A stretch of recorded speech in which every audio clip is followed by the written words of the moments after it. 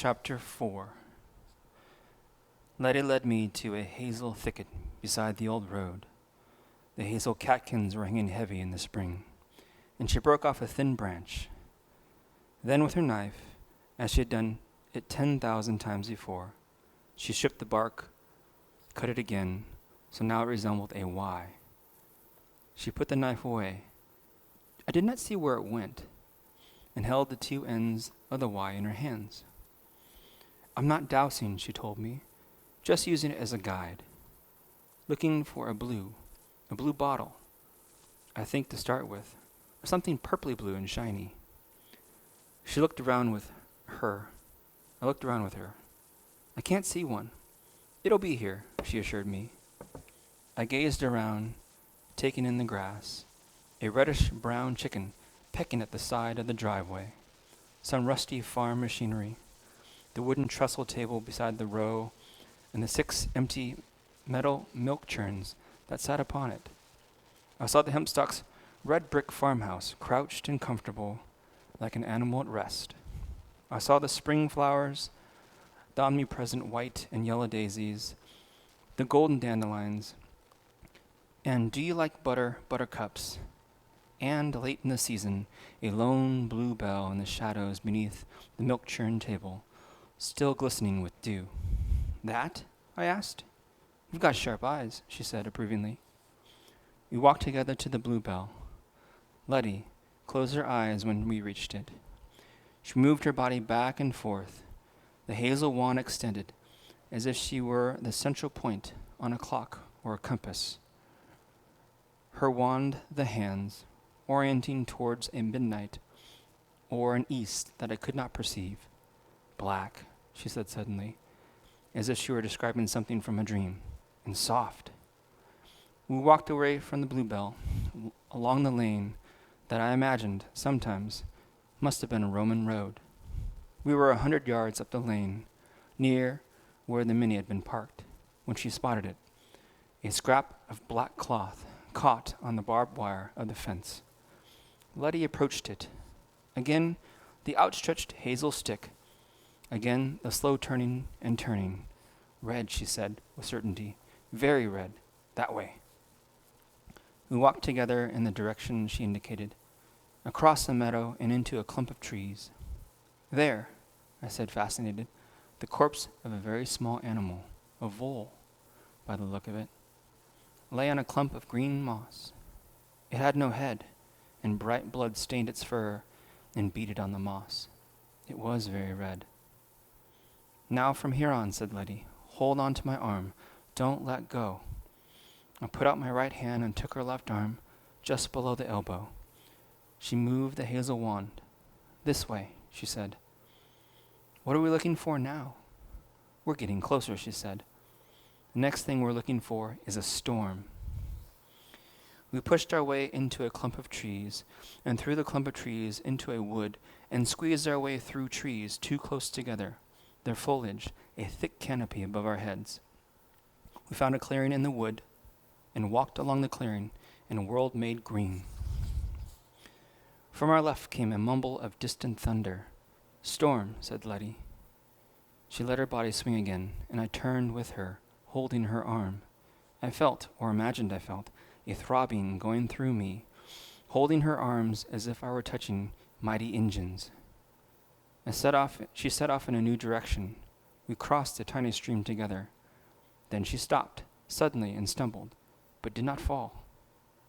"Are we there?" I asked. "Not there," she said. "No. It knows we're coming. It feels us, and it does not want us to come to it." The hazel wand was whipping around now like a magnet being pushed at a repelling pole. Lettie grinned. A gust of wind threw leaves and dirt up into our faces. In the distance I could hear something rumble, like a train. It was getting harder to see, and the sky that I could not make out above the canopy of the leaves was dark, as if huge storm clouds had moved above our heads, or as if it had gone from morning directly to twilight. Lettie shouted, "Get down!" And she crouched on the moss, pulling me down with her. She lay prone, and I lay beside her, feeling a little silly. The ground was damp. "How long will we—" "Shush," She sounded almost angry. I said nothing. Something came through the woods above our heads.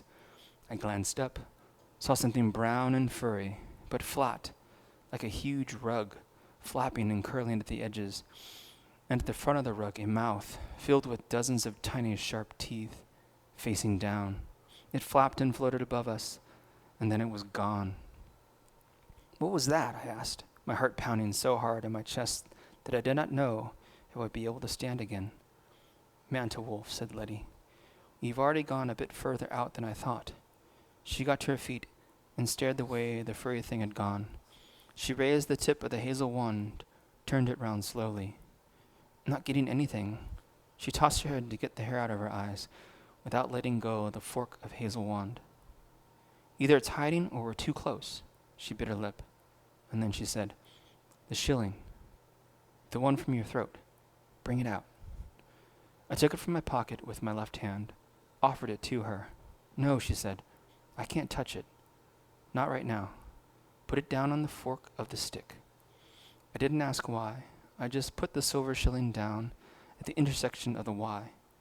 Lettie stretched her arms out and turned very slowly, with the end of the stick pointing straight out. I moved with her, but felt nothing. No throbbing engines. We were over halfway around when she stopped and said, "Look!" I looked in the direction she was facing, but I saw nothing but trees and shadows in the wood. "No, look there," she indicated with her head. The tip of the hazel wand had begun smoking, softly. She turned a little to the left, a little to the right, a little further to the right again, and the tip of the wand began to glow a bright orange. The plants, which were spiky, like huge, ragged aloes, were a dark silvery green, and looked as if they had been beaten from gunmetal. The coin in my left hand, which had warmed to the heat of my body, began to cool down again, until it was as cold as an ice cube. My right hand held Lettie Hempstock's hand as tightly as I could. She said, "We're here." I thought I was looking at a building at first, that it was some kind of tent, as high as a country church, made of gray and pink canvas that flapped in the gusts of storm wind. In that orange sky, a lopsided canvas structure aged by weather and ripped by time. But then it turned, and I saw its face, and I heard something make a whimpering sound, like a dog that had been kicked, and I realized that the thing that was whimpering was me. Its face was ragged, and its eyes were deep holes in the fabric. There was nothing behind it, just a gray canvas mask, huger than I could have imagined, all ripped and torn, blowing in the gusts of storm wind. Something shifted, and the ragged thing looked down at us. Lettie Hempstock said, "Name yourself." There was a pause. Empty eyes stared down at us. Then a voice as featureless as the wind said, "I am the lady of this place. I have been here for such a long time, since before the little people sacrifice each other on the rocks. My name is my own, child, not yours.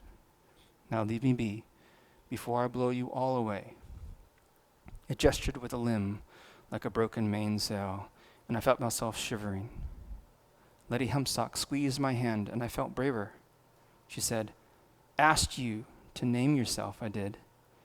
I ain't heard more'n empty boasts of age and time. Now you tell me your name, and I ain't asking you a third time." She sounded more like a country girl than she ever had before. Perhaps it was the anger in her voice. Her words came out differently when she was angry. "No," whispered the gray thing flatly. Little girl, who's your friend?" Lettie whispered, "Don't say nothing." I nodded, pressed my lips tightly together. "I'm growing tired of this," said the gray thing, with a petulant shake of its ragged cloth arms. Something came to me and pleaded for love and help. It told me how I could make all the things like it happy, that they are simple creatures, and all any of them want is money, just money, and nothing more. Little tokens of work. If it had asked, I would have given them wisdom or peace, perfect peace. "None of that," said Lettie Hempstock. "You've got nothing to give them. that they want. Let them be. The wind gusted, and their gargantuan figure flapped with it, huge sails swinging. And when the wind was done, the creature had changed position.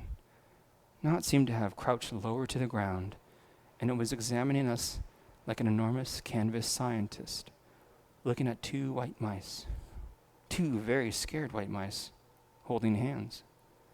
Lettie's hand was sweating now. She squeezed my hand, whether to reassure me or herself, I did not know, and I squeezed her hand back. The ripped face, the place where the face should have been, twisted. I thought it was smiling. Perhaps it was smiling. I felt as if it was examining me, taking me apart, as if it knew everything about me, things I did not even know about myself. The girl holding my hand said, "If you ain't telling me your name, I'll bind you as a nameless thing, and you'll still be bound and tied and sealed like a poulter or a shuck." She waited, but the thing said nothing, and Lettie Hemstock began to say words in a language I did not know. Something she was talking, and sometimes it was more like singing, in a tongue that was nothing I'd ever heard or would ever encounter later in my life. I knew the tune, though. It was a child song, the tune to which we sang the nursery rhyme, "Girls and boys come out to play." That was the tune, but her words were older words. I was certain of that. And as she sang, things happened beneath the orange sky. The earth writhed and churned with worms, long gray worms that pushed up from the ground beneath our feet. Something came hurtling at us from the center mass of flapping canvas. It was a little bigger than a football. At school, during games, mostly I dropped things I was meant to catch, or closed my hands on them a moment too late, letting them hit me in the face or the stomach. But this thing was coming straight at me, and Lettie Hemstock and I did not think. I only did. I put both my hands out and I caught the thing, a flapping, writhing mass of cobwebs and rotting cloth. And as I caught it in my hands, I felt something hurt me, a stabbing pain in the sole of my foot, momentary, and then gone, as if I had trodden upon a pin. Lettie knocked the thing I was holding out of my hands, and it fell to the ground, where it collapsed into itself. She grabbed my right hand, held it firmly once more, and through all of this, she continued to sing. I have dreamed of that song, of the strange words to the simple rhyme song, and on several occasions, I have understood what she was saying in my dreams. In those dreams, I spoke that language too, the first language, and I had dominion over the nature of all that was real. In my dream, it was a tongue of what is, and anything spoken in it becomes real, because nothing said in that language can be a lie. It is the most basic building brick of everything. In my dreams, I have used that language to heal the sick and to fly. Once I dreamed I kept a perfect little bed and breakfast by the seaside, and to everyone who came to stay with me, I would say in that tongue, "Be whole," and they would become whole. Not be broken people, not any longer, because I had spoken the language of shaping. And because Lettie was speaking the language of shaping, even if I did not understand what she was saying, I understood what was being said. The thing in the clearing was being bound to the place for always, trapped, forbidden to exercise its influence on anything beyond its own domain. Lettie Hemstock finished her song. In my mind, I thought I could hear the creature screaming, protesting, railing, but the place beneath that orange sky was quiet. Once the flapping of canvas and the rattle of twigs in the wind broke the silence. The wind died down. 1,000 pieces of torn, gray cloth settled on the black earth like dead things, or like so much abandoned laundry. Nothing moved. Lettie said, "That should hold it." She squeezed my hand. I thought she was trying to sound bright, but she didn't. She sounded grim. "Let's take you home." We walked, hand in hand, through a wood of blue-tinged evergreens, and we crossed a lacquered red and yellow bridge over an ornamental pond. We walked along the edge of a field in which young corn was coming up, like green grass planted in rows. We climbed a wooden stile hand in hand and reached another field, planted with what looked like small reeds or furry snakes, black and white and brown and orange and gray and striped, all of them waving gently, curling and uncurling in the sun. "What are they?" I asked. "You can pull one up and see if you like," said Lettie. I looked down. The furry tendril by my feet was perfectly black. I bent, grasped at its base firmly with my left hand, and I pulled. Something came up from the earth and swung round angrily. My hand felt like a dozen tiny needles that had been sunk into the... I brushed the earth from it and apologized, and it stared at me, more with surprise and puzzlement than with anger. It jumped from my hand to my shirt. I stroked it, a kitten, black and sleek, with a pointed, inquisitive face, a white spot over one ear, and eyes of a peculiarly vivid blue-green. "At the farm, we get our cats the normal way," said Lettie. "What's that?" "Big Oliver. He turned up at the farm back in pagan times. All our farm cats trace back to him." I looked at the kitten hanging on my shirt with tiny kitten claws. "Can I take it home?" I asked. "It's not an it, it's a she." "Not a good idea, taking anything home from these parts," said Lettie. I put the kitten down on the edge of the field. She darted off after a butterfly, which floated up and out of her reach. Then she scampered away without a look back. "My kitten was run over," I told Lettie. "It was only little. The man who died told me about it, although he wasn't driving. He said they didn't see it." "I'm sorry," said Lettie. We were walking beneath a canopy of apple blossom then, and the world smelled like honey. That's the trouble with living things. Don't last very long. Kittens one day, old cats the next, and then just memories. And the memories fade and blend and smudge together. She opened a 5-bar gate, and we went through it. She let go of my hand. We were at the bottom of the lane, near the wooden shelf by the road, with the battered silver milk churns on it. The world smelled normal. I said, "We're really back now?"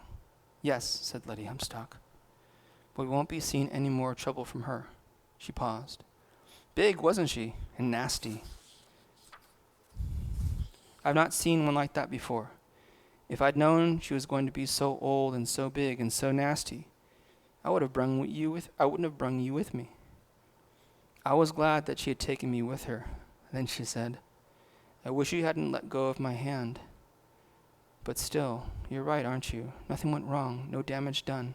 I said, "I'm fine. Not to worry, I'm a brave soldier." That was what my grandfather always said. Then I repeated what she had said. "No damage done." She smiled at me, a bright, relieved smile, and I hoped I had said the right thing. Chapter 5. That evening, my sister sat on her bed, brushing her hair over and over.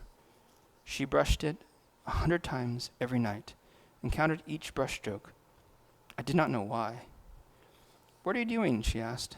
"Looking at my foot," I told her. I was staring at the sole of my right foot. There was a pink line across the center of the sole, from the ball of the foot almost to the heel, where I had stepped on a broken glass as a toddler.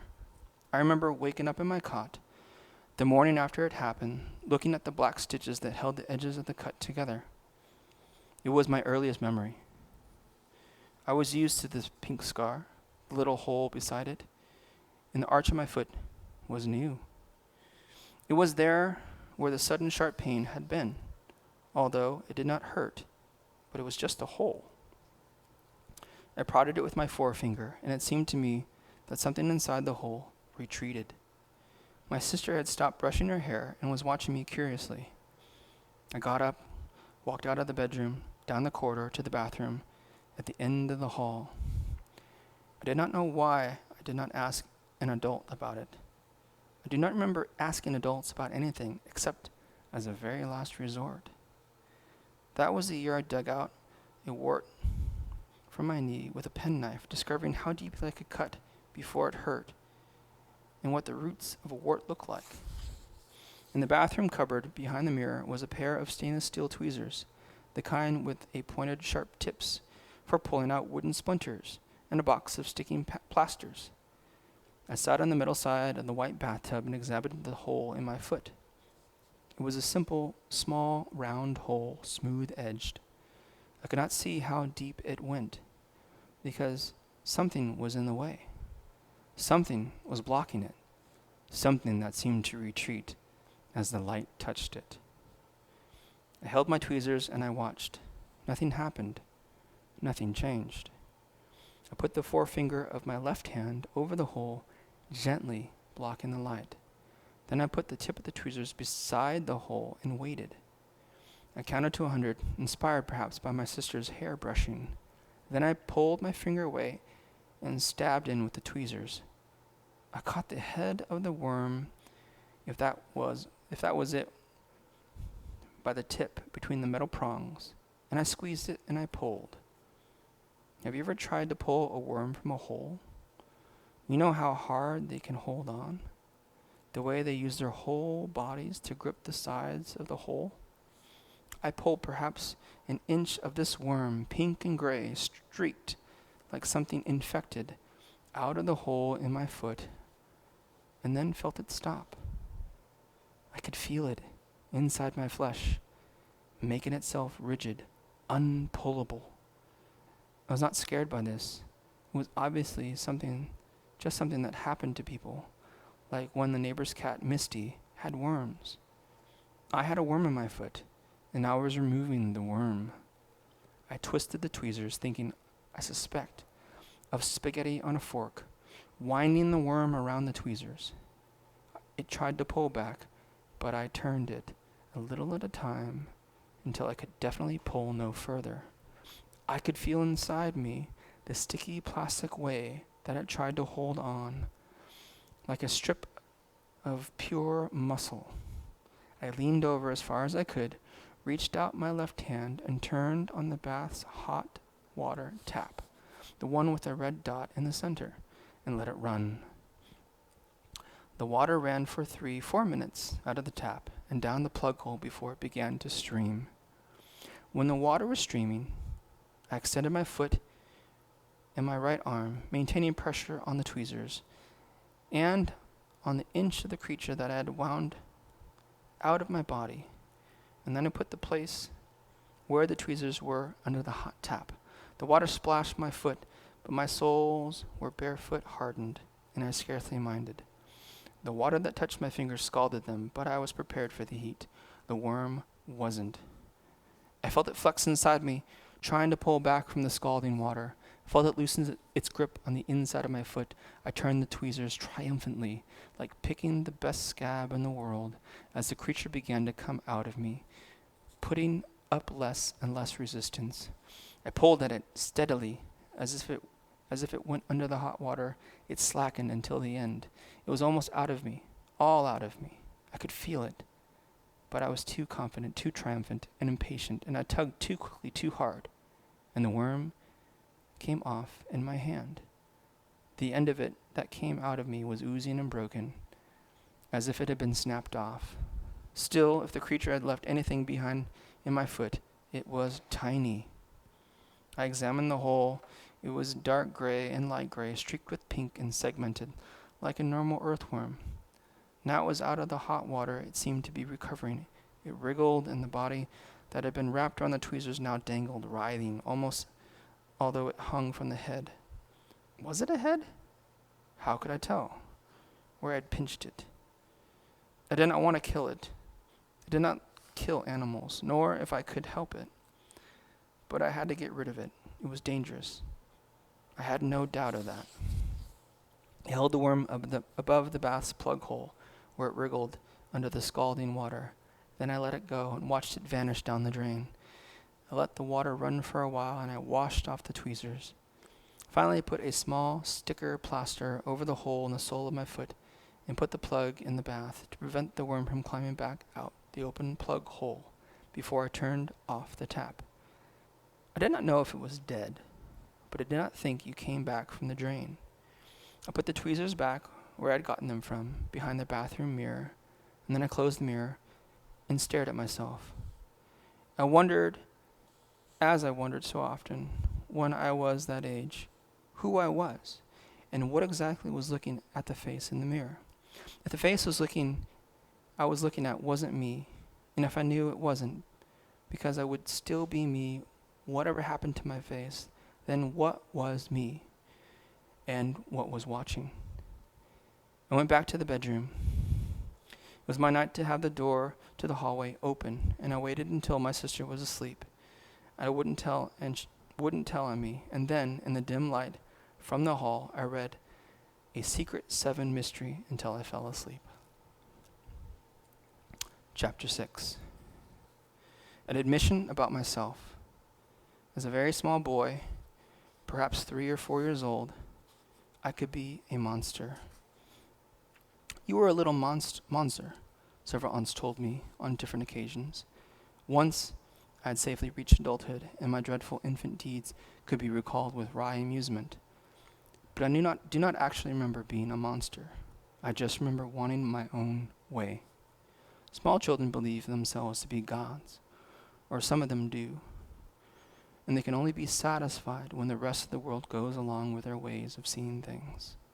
But I was no longer a small boy. I was 7. I had been fearless, but now I was such a frightened child. The incident of the worm in my foot did not scare me. I did not talk about it. I wondered, though, the next day, whether people often got foot worms, or whether it was something that had only ever happened to me in the orange sky place on the edge of the Hempstocks farm. I peeled off the plaster of the sole of my foot when I woke, and was relieved to see the hole begun to close up. There was a pink place where it had been, like a blood blister, but nothing more. I went down to breakfast. My mother looked happy. She said, "Good news, darling. I've got a job." They needed an optometrist at Dixon's Opticians, and they want me to start this afternoon. I'll be working 4 days a week. I did not mind. I'll be fine on my own. I've got more good news. We have someone coming to look after you children while I'm away. Her name is Ursula. She'll be sleeping in your old bedroom at the top of the stairs. She'll be sort of a housekeeper. She'll make sure you children are fed, and she'll clean the house. Mrs. Woolery is having trouble with her hip, and she says it will be a few weeks before she can come back. It will be such a load off my mind to have someone here, if Daddy and I are both working. You don't have the money, I said. You said you didn't have any money. And that's why I'm taking the optometrist job, she said. And Ursula's looking after you for room and board. She needs to live locally for a few months. She phoned this morning. Her references are excellent. I hoped that she would be nice. The previous housekeeper, Gertruda, 6 months earlier, had not been nice. She had enjoyed playing practical jokes on my sister and me. She would short-sheet the beds, for example, which left us baffled. Eventually, we had marched outside the house with placards saying, "We hate Gertruda, and we do not like Gertruda's cooking," and put tiny frogs in her bed, and she had gone back to Sweden. I took a book and went out into the garden. It was a warm spring day and sunny, and I climbed up a rope ladder to the lowest branch of the big birch tree, sat on it, and read my book. I was not scared of anything when I read my book.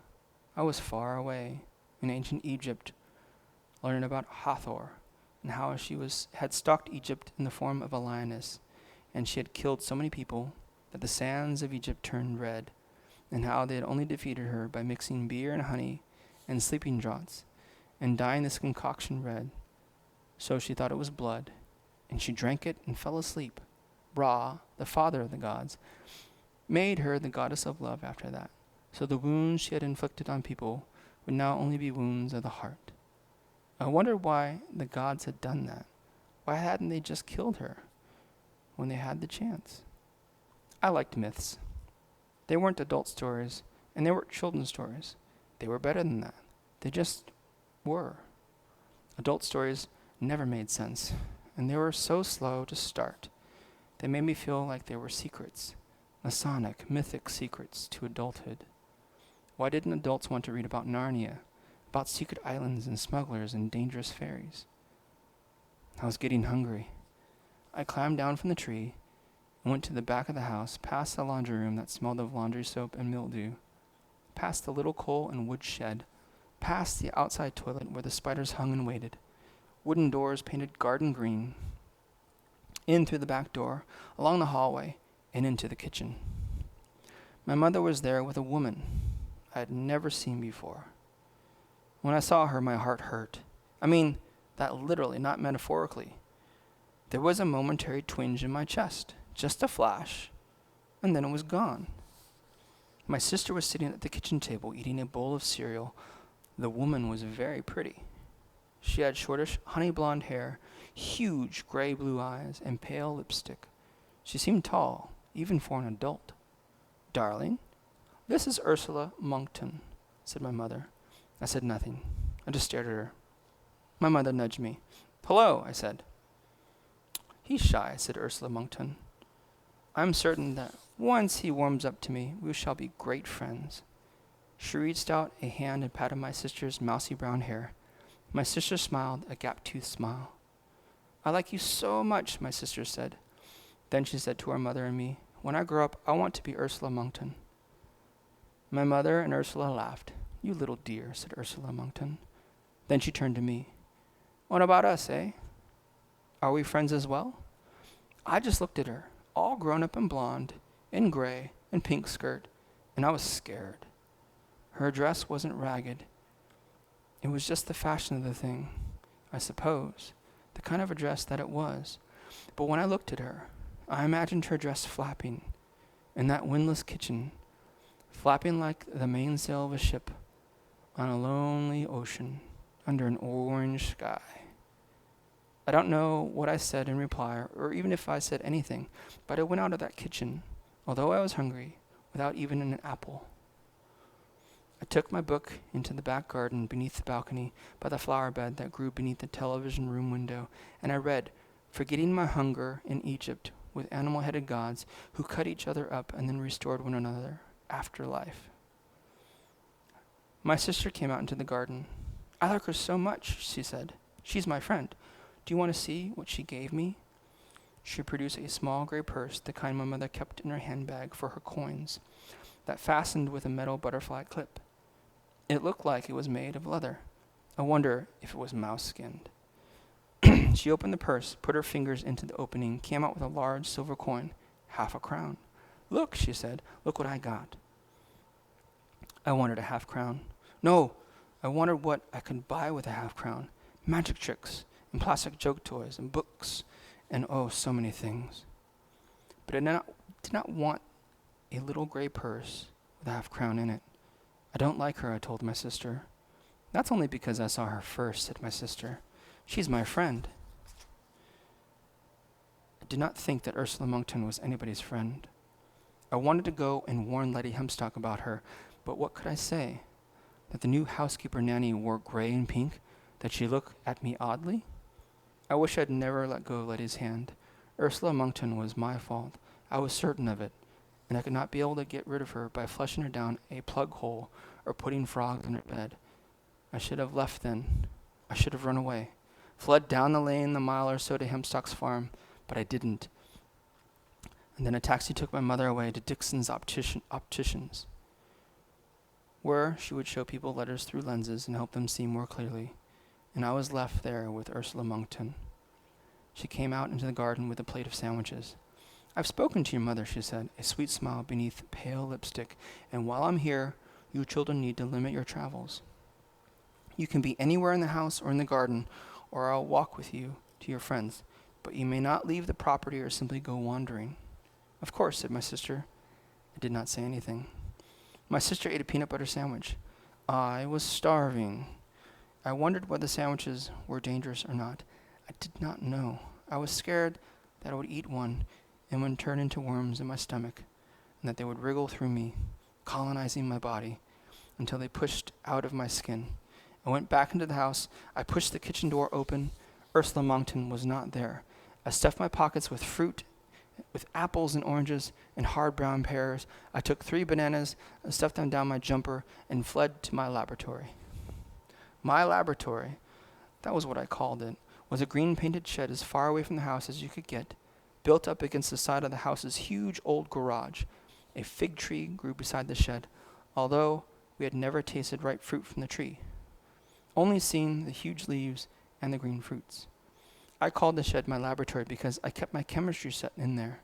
The chemistry set, a perennial birthday present, had been banished from my house by my father after I had made something in a test tube.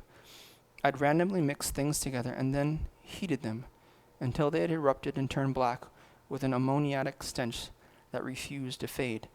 My father had said he did not mind my doing experiments, although neither of us knew what I could possibly have been experimenting on, but that did not matter. My mother had been given the chemistry sets for her birthday, and see how well that had turned out?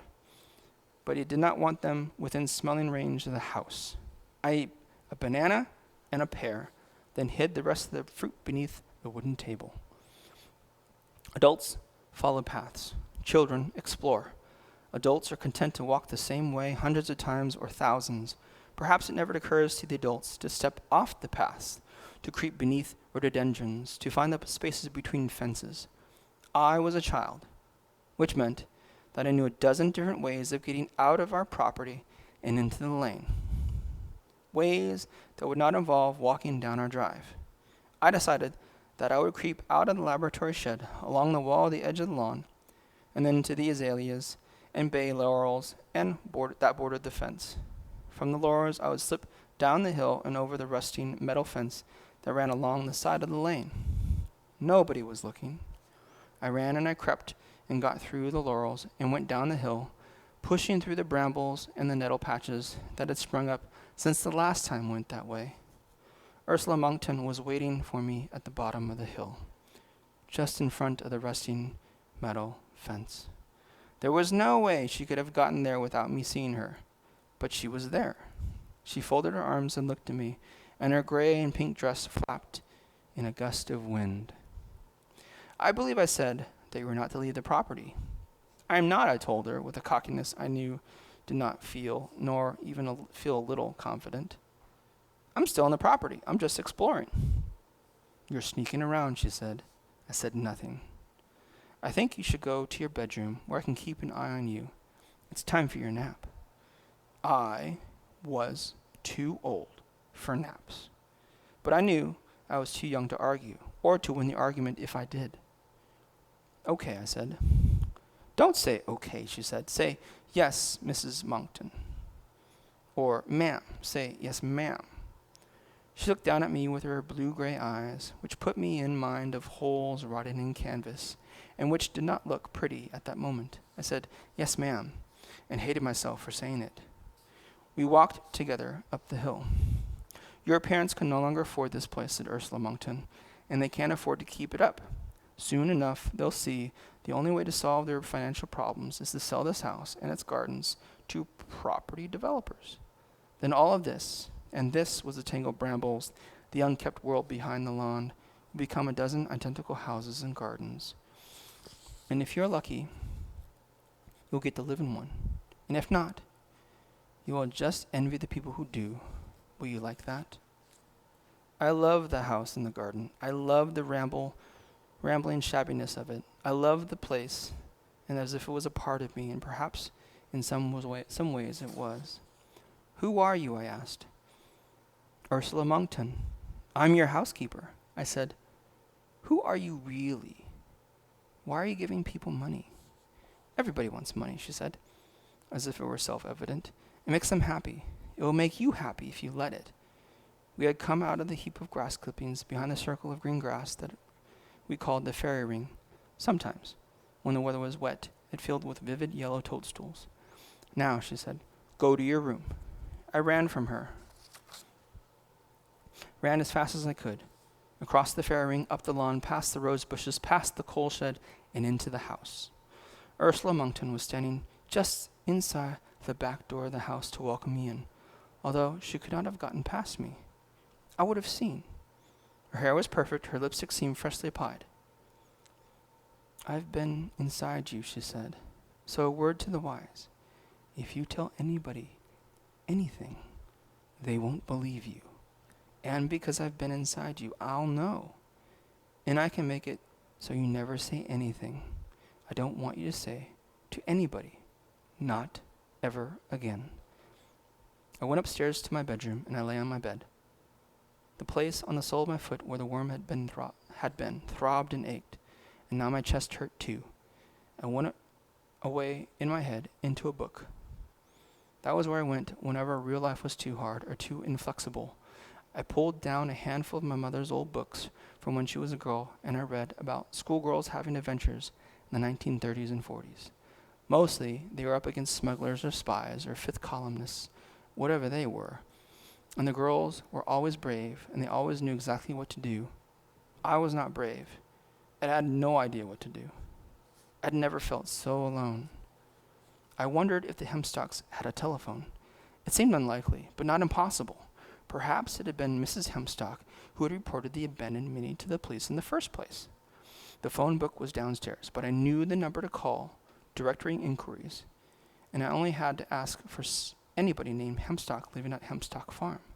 There was a phone in my parents' bedroom. I got off the bed, went to the doorway, and looked out. The upstairs hallway was empty.